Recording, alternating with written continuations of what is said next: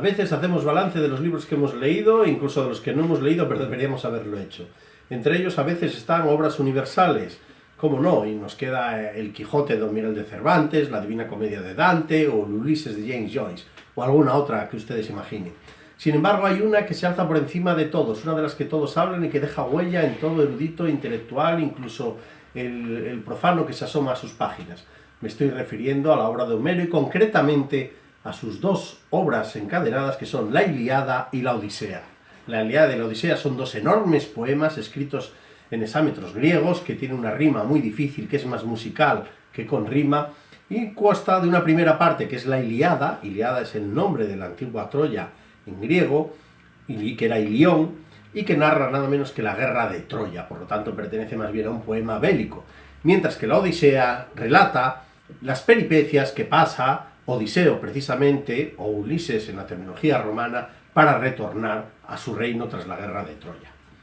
Pues bien, dejando al margen la disputa de si ambas obras pertenecen o no a Homero, si existió Homero, fueron varios autores, y quedándonos con que ciertamente parece que había un personaje singular, que era Homero, que era ciego, el cual consiguió trenzar los versos y pasarlos de generación en generación hasta que nos han llegado, en esa obra tan maravillosa, de la cual nos decía Alejandro Magno que la llevaba en su caballo de libro de cabecera, vamos a hablar de la Ilíada.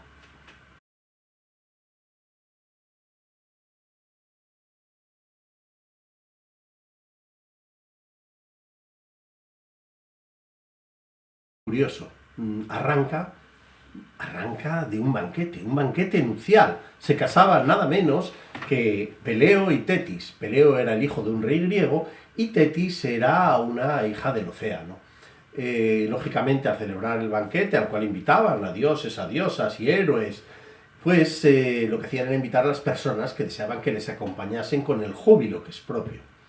Ello les llevó a no invitar a la boda precisamente a las personas que siembran cizaña, y en este caso a no invitar a la diosa de la discordia, que era Eris. Pero lógicamente a Eris esto no le iba a parar en su maldad, y lógicamente quería vengarse, y por eso, mientras estaba celebrándose el banquete, Eris sigilosamente arrojó una manzana de oro que fue rodando y rebotando y quedándose los invitados mirándola con codicia. Pero entre ellos había tres invitadas que la deseaban especialmente. Una era la mujer de Zeus, Hera; otra era una hija de Zeus, que era Atenea, la diosa de la guerra y la sabiduría; y otra era Afrodita, la hija del océano, del mar, y también la diosa de la belleza. Pues bien, las tres se disputaban la manzana, la querían para sí, pero no iban a enzarzarse en una pelea, así que acudieron a Zeus. Pero Zeus, por razones de familia, no quiso zanjarlo y optó por una solución muy elegante. Dijo: va a solucionar la disputa de elegir a quién se la adjudica decidiendo cuál de las tres es la más bella, lo va a decidir Paris, el príncipe Paris. ¿Y quién era Paris? Pues Paris era el hijo del rey Príamo de Troya, el cual inicialmente había sido abandonado al pastoreo porque temía a su padre que podía traer la desgracia para su reino. Sin embargo, posteriormente ya se reincorporó como príncipe junto a su hermano Héctor, como príncipes del reino de Troya. Pues bien, Paris fue llamado a solventar la disputa. Cuando acudió Paris, sopesó la manzana de oro, miró a las tres aspirantes y escuchó atentamente que Hera, la esposa de Zeus, le sugería que si la votaba a ella, pues le daría el poderío sobre Asia, sobre el resto de Europa, sobre el norte de África, pero sin embargo escuchó la segunda oferta que venía de Atenea, la cual le dijo que además ella le ofrecería el poderío militar. Pero le llegaron los susurros de Afrodita, y Afrodita le hizo una oferta que no podía rechazar. Le dijo: te daré a la mujer más bella del mundo. Ante esa oferta Paris cedió y dijo: oh, de las tres que estáis aquí, sin duda la que merece la manzana de oro es Afrodita. Lógicamente las dos diosas despechadas se cabrearon muchísimo, no así Afrodita, la cual tenía que cumplir su promesa, y la acabó cumpliendo. Y esto nos lleva a otro escenario, al escenario en el cual resulta que se cruza en el camino de Paris, se cruza Helena. Helena, en su origen, era la mujer más guapa de la época. Y lógicamente la codiciaban o la cortejaban todos los jefes de tribus y de las ciudades griegas. Todos.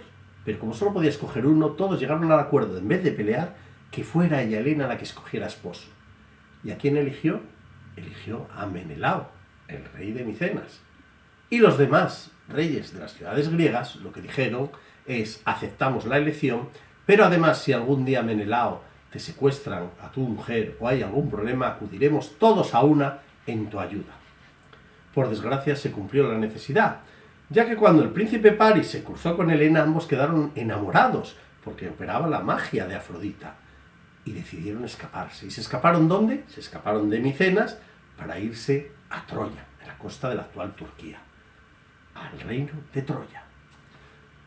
Lógicamente, cuando Menelao retorna y se encuentra sin esposa, además burlada en su hospitalidad que le dio al príncipe Paris, toca rebato y llama a todos los reyes griegos a que cumplan su promesa y rápidamente establezcan una serie de naves para acudir todos a la guerra de Troya, y además que mande las fuerzas armadas el hermano de Menelao, que se llamaba Agamenón.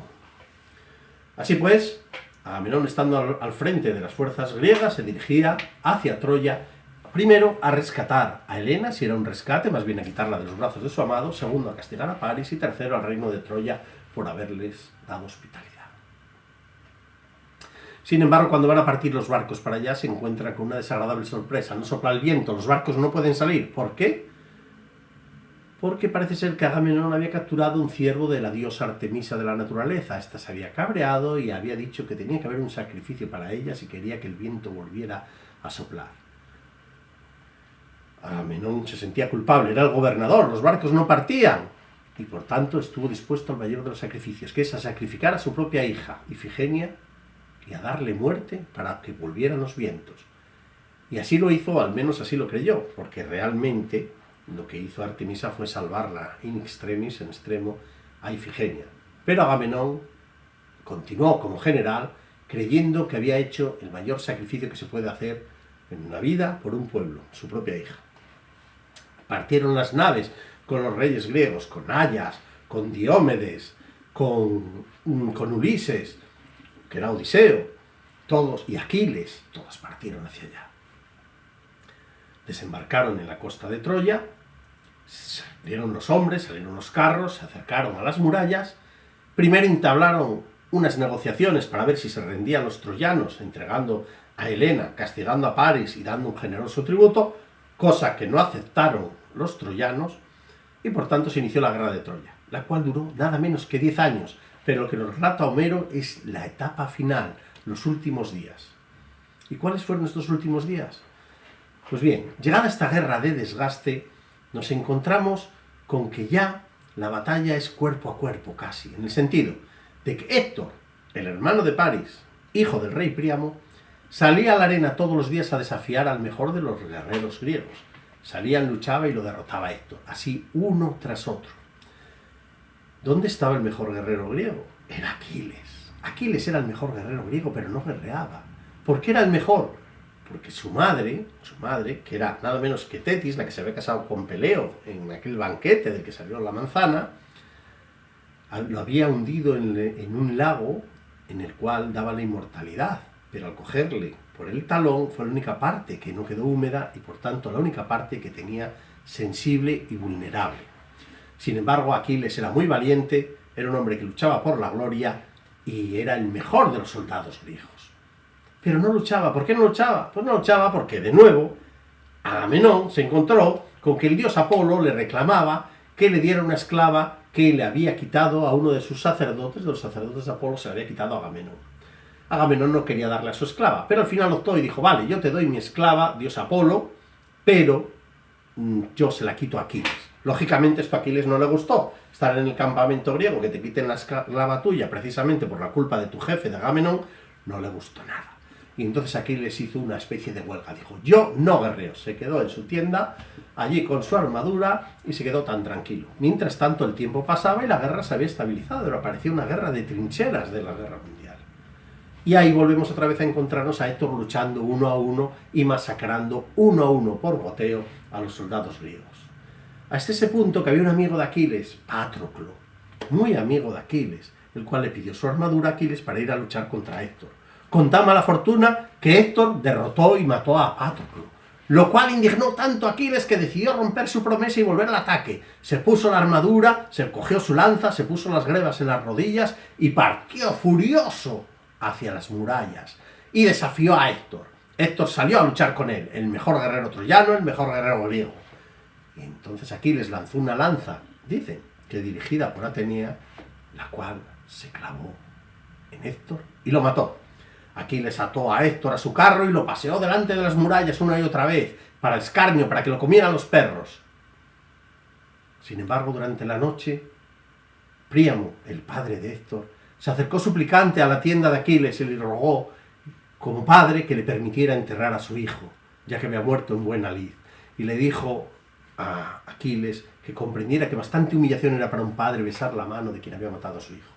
Aquiles era noble, se conmovió y le permitió que celebrara unas honras fúnebres a su hijo en Troya. Y durante esos 9 días le permitió una tregua. Transcurrida la tregua, se reinició otra vez la guerra y la batalla. En esta ocasión Aquiles no tuvo tanta suerte, porque cuando estaba cerca de las murallas, en este caso, Paris disparó una flecha que, guiada seguramente por Afrodita, le dio en el talón a Aquiles y acabó con él. Murió el héroe.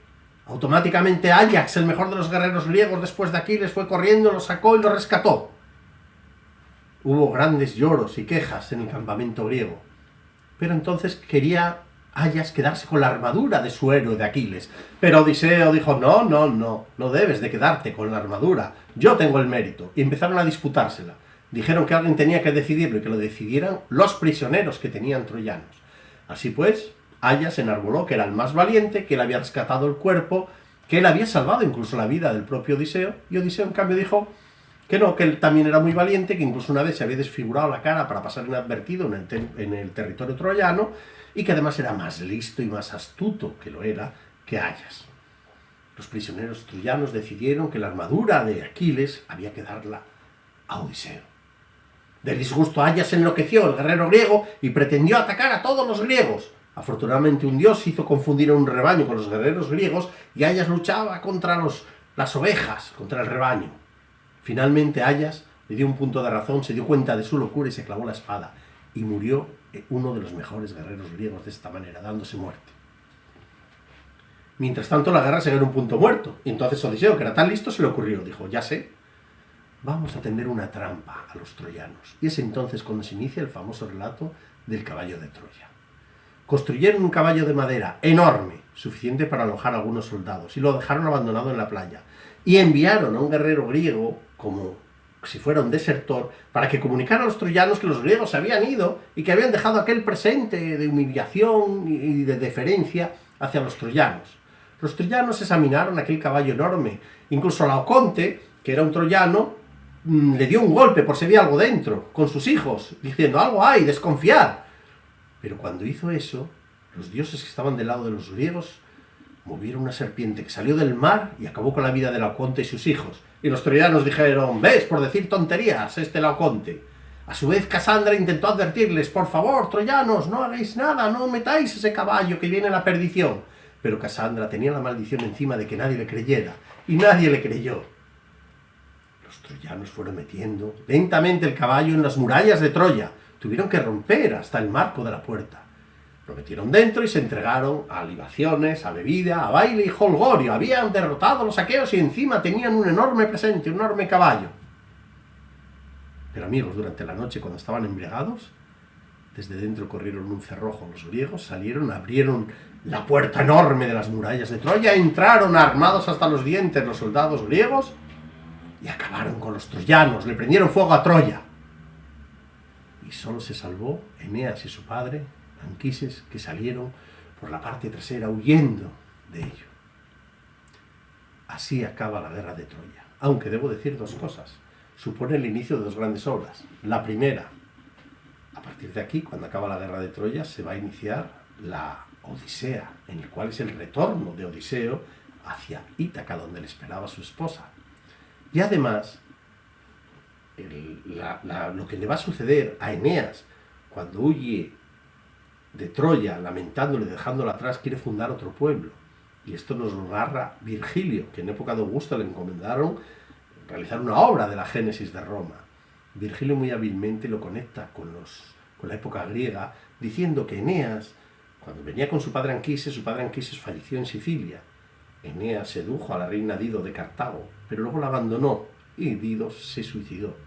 Eneas siguió hacia Italia, lo que es ahora Italia, y fundó la ciudad de Alba Longa, donde finalmente nacerían Rómulo y Remo. De esta manera entronca la historia de Roma, entronca con la historia de los griegos. Y esto es sustancialmente la Ilíada, una auténtica obra memorable.